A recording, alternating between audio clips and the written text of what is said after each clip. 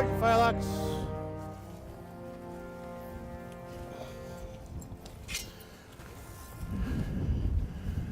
Prepare to fire a memorial salute to Major General Benjamin Lincoln. Born in Hingham, 1733, graduate of Harvard College, town constable, town clerk, duly elected captain of the Hingham militia, participant in the Suffolk Resolves, led his men in many engagements, including the Battle of Saratoga, where he was shot and wounded. Subsequently, he was appointed to head the Southern Command of the Continental Army by General George Washington, and after 8 months of skirmishes and battles, was forced to defend and surrender the city of Charleston, South Carolina. Subsequently paroled and exchanged, he was in charge of a corps of men at Yorktown and was given the honor of accepting the sword of surrender from Cornwallis's men, ending the military phase of the American Revolution. After hostilities, he was appointed our first Secretary of War. And after that, after the war, he was the port collector for the city of Boston, town of Boston. Returning to Hingham, always lived in Hingham. This was always his home, where he passed in 1810. Prepare to fire a memorial salute. Present your firelocks. Take aim. Fire. Prime and load. Fire.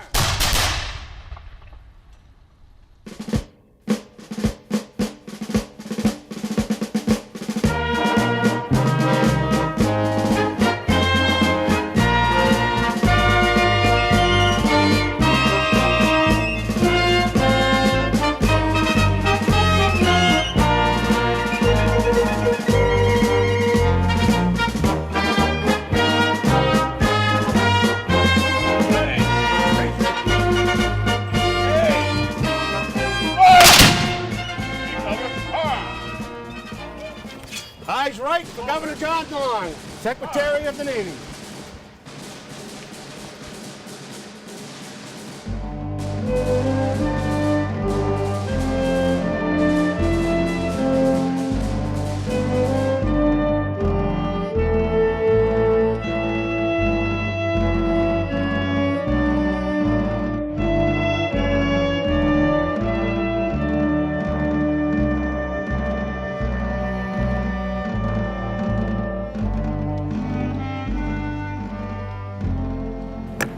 Morning.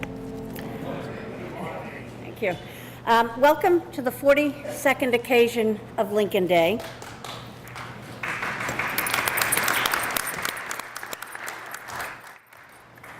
When the Hingham Militia was resurrected in 1976, Lincoln Day was established by the militia to celebrate the stewards of the new democracy, General Benjamin Lincoln and President Abraham Lincoln. General Lincoln was a formidable leader both in Hingham and in the Revolutionary War, serving with incomparable, involved leadership. Lincoln Day celebrates the ongoing vibrant participation and articulation of Hingham citizens to continue both the community involvement espoused by General Lincoln and the pursuit of the common good for all articulated by Abraham Lincoln. This year's oration, presented by James Conroy, brings our attention at an opportune time to Abraham Lincoln's role in healing our divided nation after the Civil War. I want to acknowledge Rose and Charles Woodward, who are 12th century generation descendants of General Lincoln and have been quintessential stewards of the Benjamin Lincoln House. I want to thank Chris Hosfield for the beautiful prelude, and thank you to Alexander Rollins, our executive director, and the volunteers and staff from the Society who have made this event possible. I want to remind you that a light lunch will be served after the parade in Old Derby. It's wonderful to be back in Old Derby and have the pleasure of renewed space and the addition of the museum. We will now have the opening anthem, America. Please rise.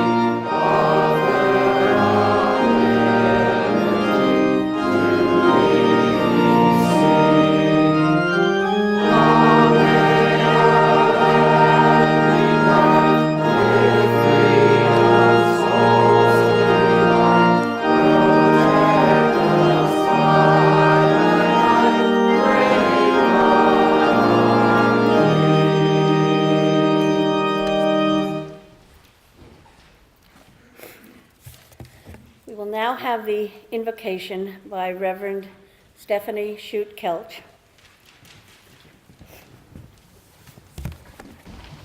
Good morning. Ken Reed Brown is temporarily a casualty of the flu and cold assault that we're having, and I am happy to help him out and to be here with you.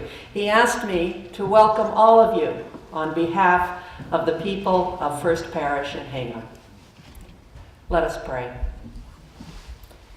Spirit of life, known by many names, held in many hearts, served in many ways, we pause in humility and hope as we gather here today.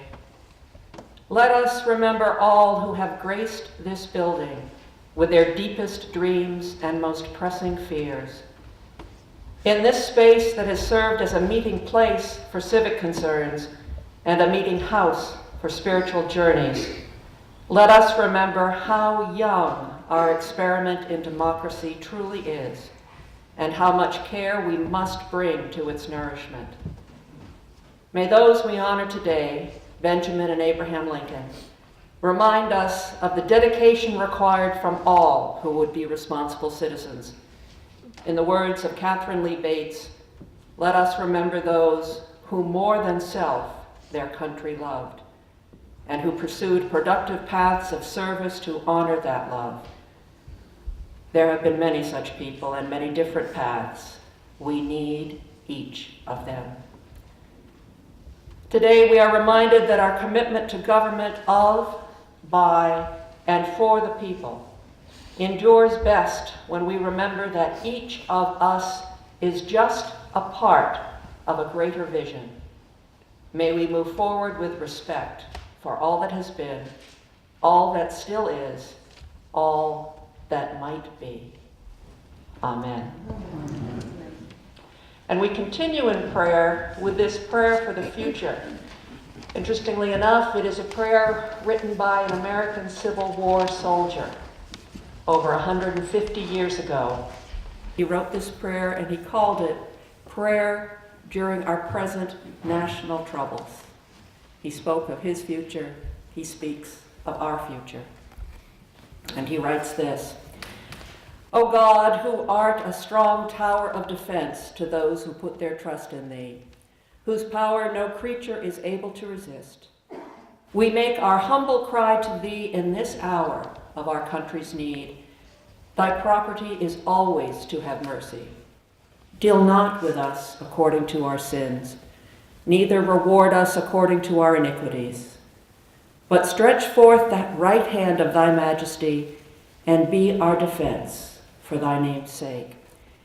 Have pity upon our brethren who are in arms against the constituted authorities of the land, and show them the error of their way.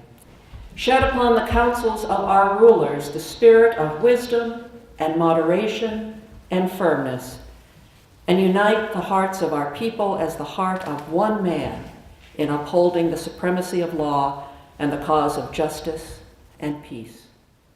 Abate the violence of passion, banish pride and prejudice from every heart, and incline us all to trust in thy righteous providence and to be ready for every duty. And oh, that in thy great mercy thou wouldst hasten the return of unity and concord with our brothers, and so order all things that peace and happiness, truth and justice, religion and piety may be established among us for all generations. These things and whatever else thou see to be necessary and convenient for us, we humbly beg. Amen.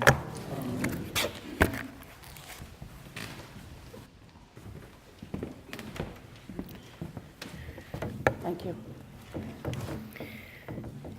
At this point in the program, I want to announce the winners of the 2018 Lincoln Day essay contest among 8th graders. First place is Emma Peterson. Second place is Kate Schmurray. And third place is Tamison Connerly. I don't believe any of the winners are here except in spirit this morning.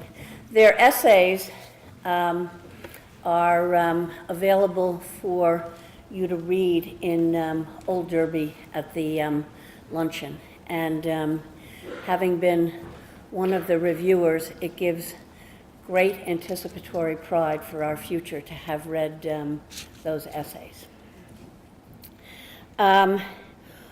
We will now have the presentation of colors led by Commander Jerry Conley of the Ancient and Honorable Artillery Company.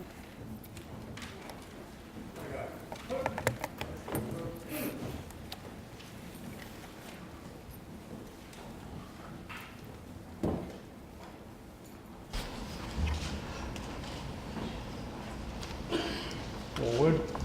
March.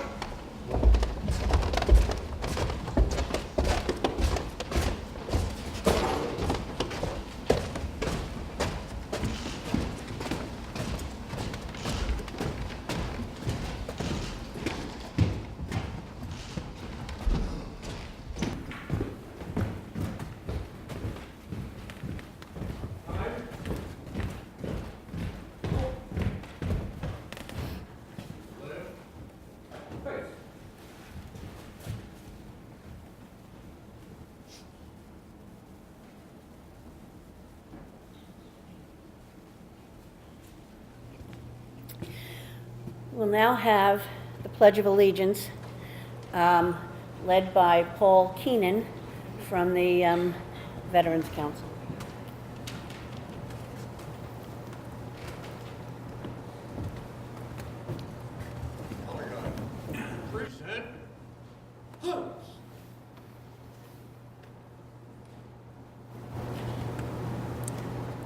I pledge allegiance to the flag of the United States of America and to the republic for which it stands, one nation under God, indivisible, with liberty and justice for all.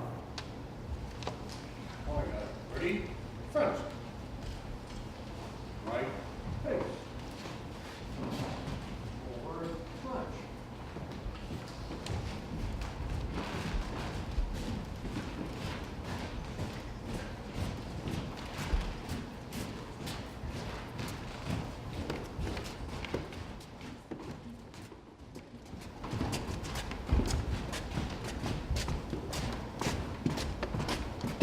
Clock time.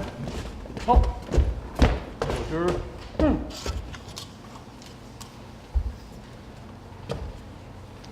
Attire. Colors.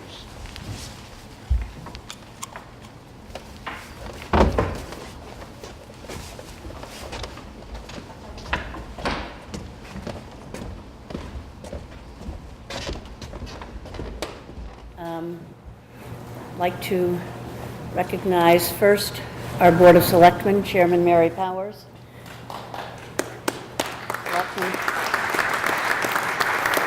Selectman Paul Healy, Selectman Karen Johnson, and would like to welcome Representative Patrick O'Connor.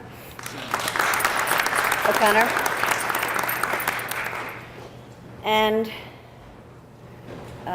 want to acknowledge the 54th Regiment of the Massachusetts Volunteer Infantry, the 22nd Massachusetts Regiment, the Massachusetts Society of the Cincinnati, represented by Phil Shute, the New Hampshire Society of the Cincinnati, represented by Michael Studley, the Hingham Militia, Captain Emeritus Greg Hall, the Massachusetts Commander of the Military Order of the Loyal Legion of the United States, Fred Stevens, the Hingham Military Veterans, the Hingham Police Department, the Hingham Fire Department, and the Ancient and Honorable Artillery Company of Massachusetts. Thank you.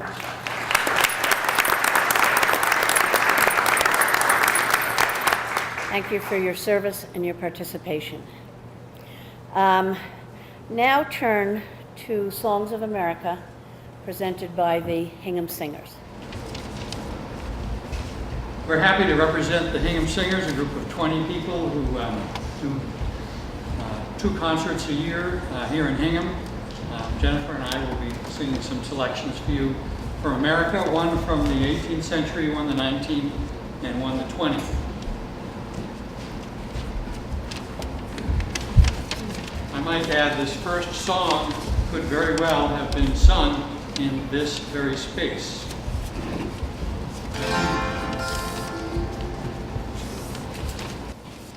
Let tyrants shake their iron rod, and slavery clank her galling chains.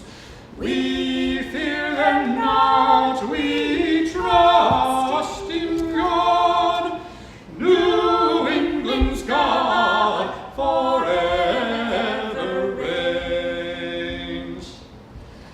Howe and Burgoyne and Clinton too, with Prescott and Cornwallis joined, together blood on the throne, in one infernal league combined.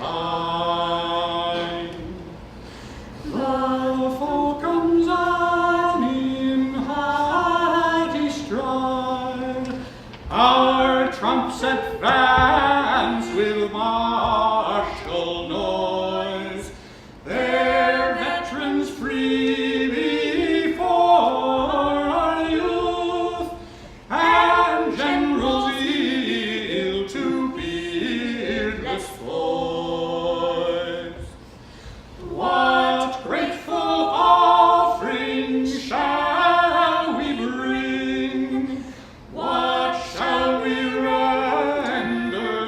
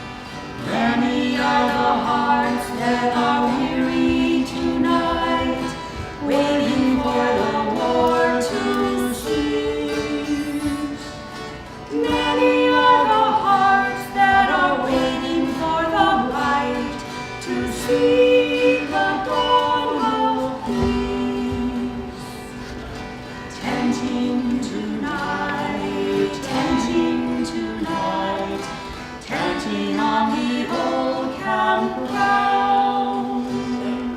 Tenting tonight, tenting tonight, tenting on the old campground.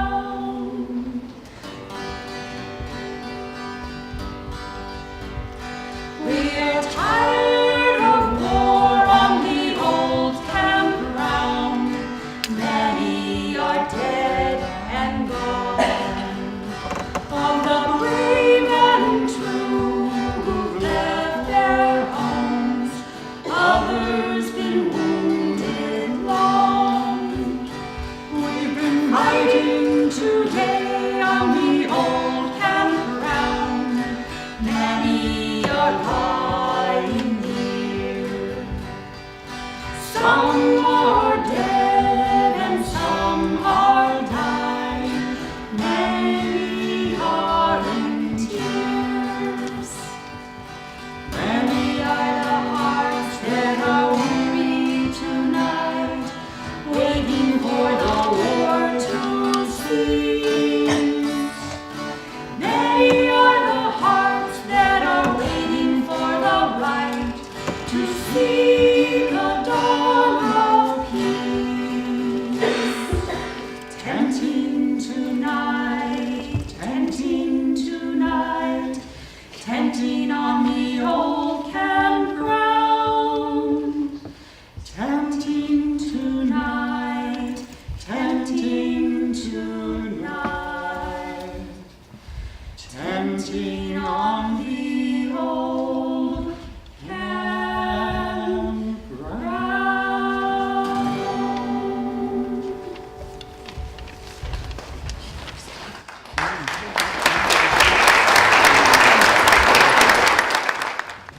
This next song, which was written by Pete Seeger and Lee Hayes of the Weavers, no one thinks that Pete Seeger and Lee Hayes wrote this. Most people think Peter Palmieri wrote this. And actually, I should give credit to Milt Oken because he was their arranger, and it was probably his arrangement that has made it famous, and it's certainly close to what we'll be doing today. If I had a hammer, I'd hammer in the morning, hammer in the evening, all over this land. I'd hammer out danger, I'd hammer out warning, I'd hammer out love between the brothers and the sisters, all over this land.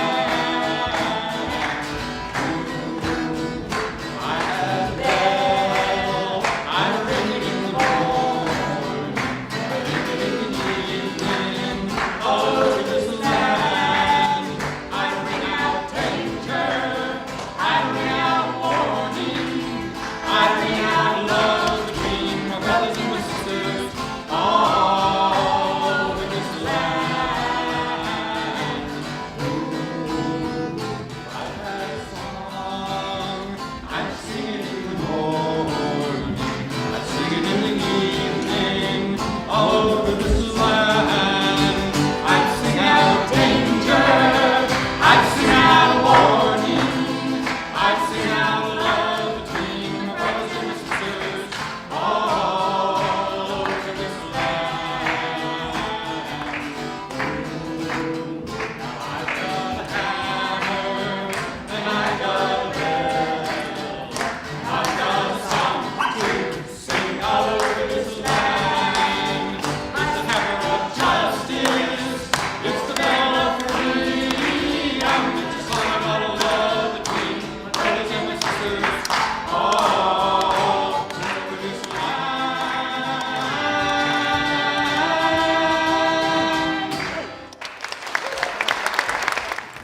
Bravo, bravo, thank you. Mary Power will now offer the Lincoln Day proclamation.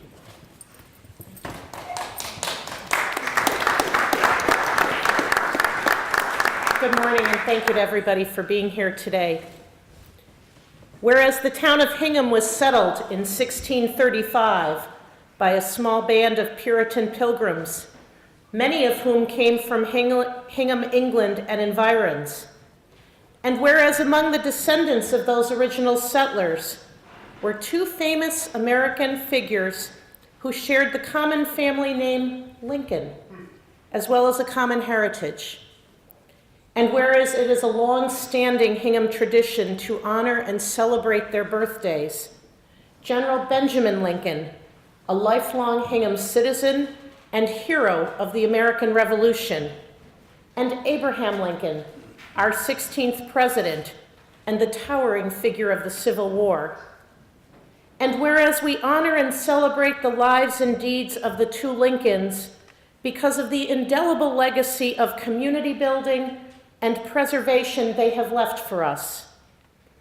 And whereas in this year, 2018, we pay special honor to 4 centuries of our citizens, those famous like Benjamin and Abraham Lincoln, and those unknown to history, who worked in a myriad of ways to build and sustain this wonderful community of Hingham and the broader communities of state and nation.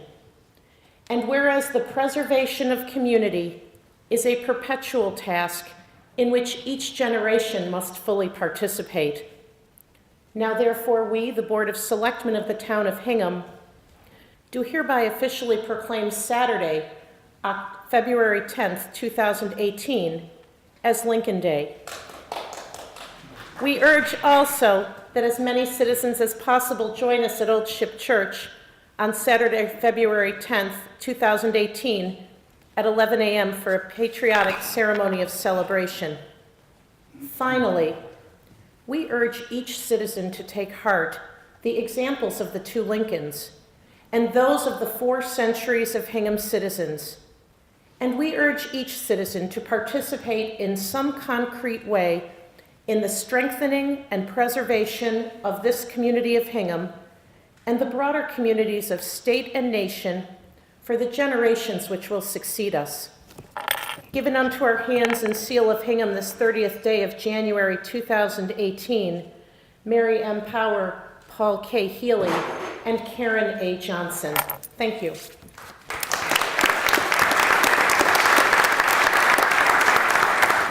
Now we are very pleased to welcome Jim Conroy, who will present this year's oration entitled Abraham Lincoln, Healing a Divided Nation. Of the approximately 16,000 works on Abraham Lincoln, Mr. Conroy has come to distinction as the author of 2 books which bring little-known historical perspectives to light with active, refreshing narrative that illuminates what was in the dark. His first book, Our One Common Country, Abraham Lincoln and the Hampton Roads Peace Conference, 1865, was a finalist for the prestigious Lincoln Prize from the Gilder Lehrman Institute. His second book, Lincoln's White House, The People's House in Wartime, won the Lincoln Prize, which is awarded to the best book of the year about Lincoln or the Civil War. Mr. Conroy has had a distinguished professional career and community service in Hingham. He was a founding partner of Donnelly, Conroy, and Gelhar, a leading Boston law firm, after a career in public affairs in Washington, D.C. He currently serves on the Hingham Historical Commission and previously has chaired the Advisory Committee, the Government Study Committee, and the Task Force on Affordability. His advocacy role in our community echoes the legacy of community leadership of General Benjamin Lincoln. Welcome, Jim.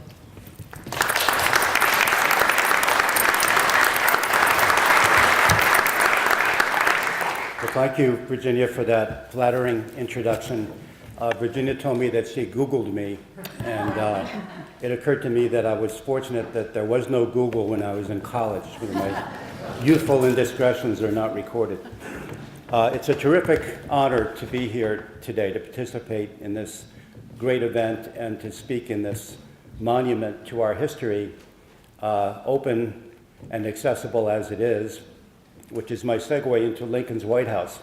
which too was open to the public, much to the amazement of a touring French prince who wrote in his diary on visiting Lincoln's White House, "One goes right in as if entering a cafe." No matter who you were, prince or pauper, you could wander around the reception rooms, climb the creaky stairs to the office wing, and if you were willing to wait, sit down for a chat with the President of the United States. At the height of the Civil War, he spent half his time with ordinary citizens, and his friends could not talk him out of it. "They don't want much," he said, "and they get but little, and I must see them." He would hear them out for a minute or two and let them down easy when he had to. There was one simple man who came to the president and asked him for a job as a White House doorkeeper. Lincoln asked him if he had any experience in the field. And the man replied, "Well, no actual experience, Mr. President." Well, Lincoln said, "Well, do you have any theoretical experience?" He said no, he didn't. "Well, have you read any books on the principles of doorkeeping?" Lincoln says, no, he had not. "Well, have you read any doorkeeping lectures?" "No, Mr. President, I'm afraid I haven't." "Well, can't you see, my good man, that you're simply not qualified for this important post?" And they say the man went away almost happy, agreeing that indeed he was not. I thought of that story, by the way, when I saw the news release that described me as a Lincoln Scholar, which is a compliment that I may not deserve. I have attended a few lectures, and I've read a lot of books, and as you've heard, I've written too, but I've never been trained as an historian. And in that misspent youth I mentioned a moment ago, I fell in with the wrong crowd and made some bad decisions and ended up in law school. Rewarding as it is, the art of writing history without a PhD has its hazards.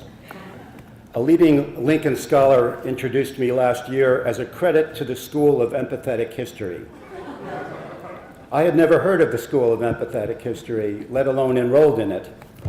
And like the merchant in Moliere's play, who was told he'd been speaking in prose all his life and didn't know it, I was proud nonetheless to find out. But it was an empathetic view, and not a reverent one, that drew me to Abraham Lincoln, an imperfect human being like the rest of us, and all the more inspiring for his faults. Any god sent down from Olympus could have led his people through a catastrophic civil war. It was a troubled, awkward, melancholic man who led us through ours. More gifted than most, but every bit as flawed. He sits enthroned in bronze at the foot of Lincoln Street, despite his many shortcomings, not because he had none, and in spite of his mistakes, not because he made none. Rougher around the edges than every man, woman, and child in this room, he often laughed too hard at his own crude jokes and was mocked in political cartoons. General McClellan called him the original gorilla in print. Crippled by depression and a ghastly civil war brought on by his election, a burden that cannot be imagined. He often lost patience with lesser minds than his. A year after Lincoln's death, the eminent historian George Bancroft praised his modesty in a memorial address to Congress, a speech that Lincoln's brilliant young aide John Hay described as a disgraceful exhibition of ignorance. A former class poet at Brown, Hay expressed the view that Bancroft and the rest of that patent leather kid glove set know no more of Lincoln than an owl does of a comet, blazing in his blinking eyes. There was no modesty in him, Hay said. No great man was ever modest. Despite his imperfections, and there were more, Lincoln may have been the least imperfect man who ever served as president. Happily For the Republic, the burden fell on him when its wounds put its life in danger. Lincoln tried to heal them while smaller men ripped them apart. Some of them never closed, and the healers and the rippers are with us to this day. When the memory was still fresh, Henry Adams wrote a brilliant essay called The Great Secession Winter of 1860-61. A grandson and a great-grandson of presidents, he was all of 23 and new to Washington City when the country broke in two. In the frightening 4 months between Lincoln's election and his inauguration, the incompetent James Buchanan was left to mend what Adams called the fragments of broken parties. A strange and bewildering chaos gripped the Capitol, Adams said. People could not believe what was happening to their country. One by one, incited by the worst of their leaders, 7 southern states left the Union before Lincoln could take office. Let alone do them any harm. Repelled by the very thought of a president who believed that people should not own people. He had pledged to keep slavery from spreading, but had promised not to touch it in the states where it already existed, which the Constitution, he thought, forbade him to do. It was not enough for the demagogues. A Pennsylvania congressman said that the states that had left the Union had committed suicide, and after they were dragged back in, the North would rule the South as England rules India. The radical Republicans had sworn to turn the rebel states into a wilderness, Henry Adams said, and the Southerners were beyond all imagination demented.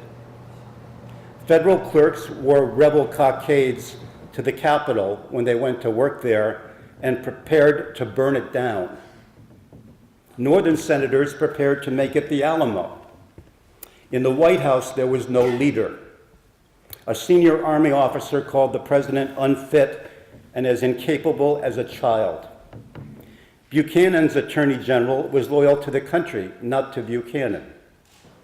When he called a northern senator to his office to tell him there was treason in the cabinet itself, he walked him from room to room so his disloyal clerks could not overhear their conversation. And onto that chaotic stage walked Abraham Lincoln. With sharpshooters protecting him in the wings, his inaugural address made a case against secession and a plea to heal the country. Dialogue was needed, he said, respectful, empathetic dialogue. Physically speaking, we cannot separate. We cannot remove our respective sections from each other, nor build an impassable wall between them. A husband and wife may be divorced and go out of the presence of each other, but the different parts of the country cannot do this. They cannot but remain face to face, and intercourse, either amicable or hostile, must continue between them. The South had nothing to fear from him, he said, while the people retain their virtue and vigilance. No administration, by any extreme of wickedness or folly, can very seriously injure the government in the short span of 4 years. He closed with timeless poetry. Though passion may have strained, it must not break our bonds of affection. The mystic cords of memory stretching from every battlefield and patriot grave will yet swell the chorus of the Union when again touched, as they surely will be, by the better angels of our nature. They were moving words and they failed. The South's self-righteous leaders forgot their mystic memories and betrayed their better angels. A horrific civil war cost 700,000 young lives, all of them American. But even as our people waged war against themselves, Lincoln tended their wounds while the Confederate president inflamed them. The Yankees, Jefferson Davis said, were brutes in human form. Given a choice to combine with Yankees or hyenas, he told a cheering crowd, a true Virginian would say, give me the hyenas. For Lincoln, the people of the South were lost sheep. In a public proclamation, he asked God not to crush them, but to soften their hearts and enlighten their minds and quicken their consciousness, that they may not be utterly destroyed. And when they were all but beaten, he let their leaders know that they need not be destroyed. In the view of Louisiana Senator Judah Benjamin, it was not so much what the radical Republicans had done that had driven the South from the Union, but the hateful things they had said. As if they were saints of the Lord, Benjamin put it, and the South was a land of sinners. It had made the North a pestiferous breed, leaving the South no honorable choice but to cut itself off from its judges. Lincoln never judged them, and it showed on February 4th, 1865, when 3 Confederate envoys, all of them former senior officials of the United States government, met with Lincoln and William Seward, his Secretary of State, on a riverboat in Virginia. 5 old friends, as they were, in search of a way out. When the 3 Southern doves crossed the battle lines between Lee's army and Grant's, thousands of men and boys on both sides ran cheering out from their trenches and embraced one another, convinced that the war was over. On a riverboat moored at Hampton Roads, Virginia, Lincoln offered generous terms and, perhaps more important, a salve for Southern pride. With the war over slavery still raging almost within earshot, the president told his friends that the people of the North were as guilty of that hideous sin as the people of the South. Northern traders had brought the slaves from Africa and sold them. Northern mills had processed the cotton and tobacco they picked. The people of the North had consumed them. Their statesmen had condoned the slave economy for 70 years and written it into the Constitution. And if the Southern states agreed to rejoin the Union and free the slaves, he said, the North should help them bear the cost. He would ask the U.S. Congress to distribute $400 million to them, which is serious money, in 1865. And rejoice, he said, to be taxed on my own little property. What the president had said was so astonishing that his Secretary of State got up and paced the carpet.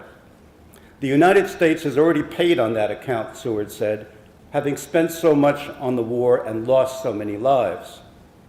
Ah, Mr. Seward, Lincoln said, if it was wrong in the South to hold slaves, it was wrong in the North to carry on the slave trade. And it would be wrong to keep all the money the North had made if it took the slaves back again. The Southern doves grasped the value of the offer, but Jefferson Davis rejected it. And so did every member of Lincoln's own cabinet. Once again, he had failed to heal the country, and the war went on pointlessly. 1 month after the peace conference at Hampton Roads, Lincoln gave his second inaugural address and again denied any moral superiority over the South, this time in public on the steps of the Capitol. The people of the North and South prayed to the same God, he said. It may seem strange that any men should dare to ask a just God's assistance in wringing their bread from the sweat of other men's faces. But let us judge not, that we be not judged. American slavery, he called it, not Southern slavery, was an offense against God. And God gives to both North and South this terrible war. as the woe due to those by whom the offense came. He closed with immortal words, with malice toward none, with charity for all, with firmness in the right as God gives us to see the right. Let us strive to finish the work we are in, to bind up the nation's wounds, to care for him who shall have borne the battle, and for his widow and his orphan, to do all which may achieve and cherish a just and lasting peace among ourselves and all nations. He soon told a friend that the speech would wear well in the future, but would not be immediately popular. Men were not flattered, he said, by being shown a difference of purpose between themselves and the Almighty. When the war ended 8 weeks later, 12 weeks after the Hampton Roads Peace Conference, 10,000 men and boys who had been alive and well when that peace conference took place were dead. The better part of Richmond and scores of southern towns had been destroyed, and hundreds of millions of dollars had been wasted on both sides. Only days after its capture, Lincoln came to Richmond, the captured capital of the Confederacy, and rejected grim advice to treat the Southern people like conquered barbarians. Let them up easy, he said. Let them up easy. He did not live to see it through, and again his efforts failed. The peace was neither lasting nor just. Malice toward many persisted. Charity for all never came. Northern troops occupied the South for years, breeding anger in the occupied and the occupiers. For a century to come, African Americans were denied equal rights by law in the South and in practice everywhere. Racial, sectional, and cultural fears persist to this day and have lately intensified. Those trends will be reversed when we as a people insist on it, not only from Lincoln's successors, but also from ourselves. Lincoln points the way, and the way is not obscure. Every 5-year-old child knows the way. As President of the United States and Commander-in-Chief in wartime, Lincoln never incited bigotry, never encouraged hate, never took advantage of ignorance, never appealed to fear, never pitted race against race, class against class, religion against religion, immigrants against native-born, and never built a case on a lie. Lincoln did his best to resist the human instinct to see enlightenment in himself and stupidity or worse in his adversaries, and persisted in a civil dialogue even when they did not. No one succeeds completely, and Lincoln often failed, but his vision of American values lit the world for a century and a half. Those values are at risk in every generation, and more so in ours than in most, and in some ways more than ever. On the left, the suppression of free speech, however unpopular and even offensive it may be, is intolerable in a free society. On the right, the very principles and institutions that define our system of government are at risk, and the truth itself is in danger. When our leaders betray the norms that Lincoln stood for and refuse to pursue the healing, reconciliation, and respect for the dignity of every citizen upon which he based his presidency, it is up to each of us to insist that liberty, the freedom to pursue the truth, and the rule of law shall not perish from the earth. Thank you.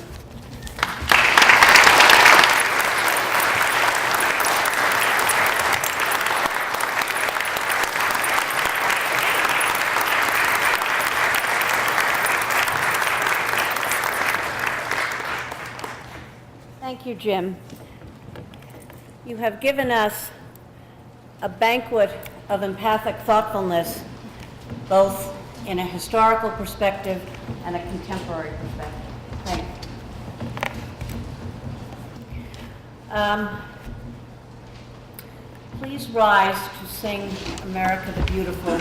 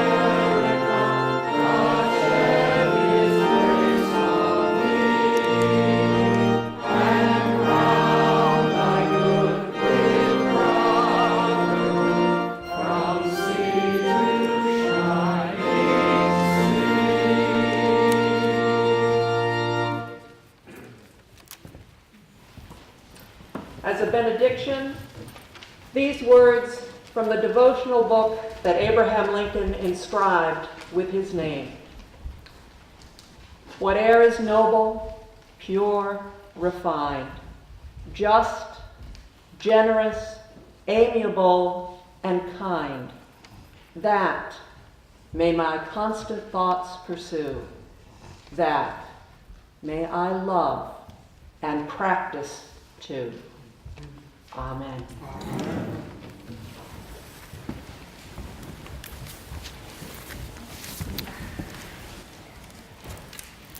We will now have the retirement of the military units.